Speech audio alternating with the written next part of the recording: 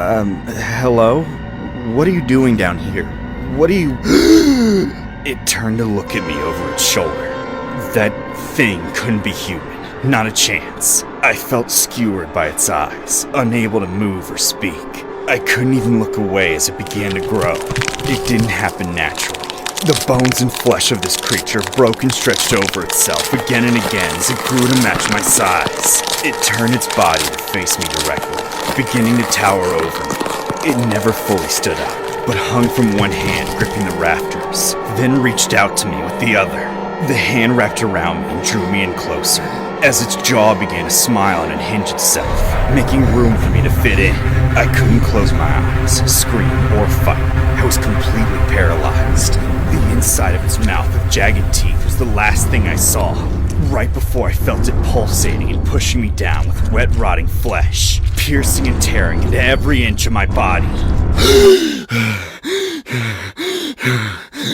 For a brief moment, I thought I reached the bottom of the leprechaun's stomach and found it to be the same as my bedroom, like I was already in hell and doomed to repeat this over and over. But no, it couldn't be.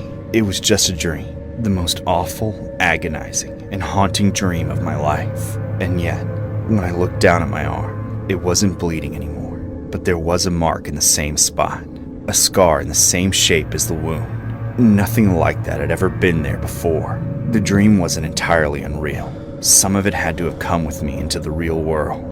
I didn't know what to make of it. I spoke to my neighbors about it later, expecting them to call me crazy or overdramatic, but their reaction was quite the opposite. Everyone I talked to claimed to have seen a leprechaun in the area. Some claimed it was as whimsical and harmless as you could imagine, but others shared a story similar to mine, and many encounters in between blurred the lines of what this thing could be. I don't know if it's good or evil, but I know I'm not crazy, and I know that wasn't a dream. Every St. Patrick's Day, that night is all I can think about.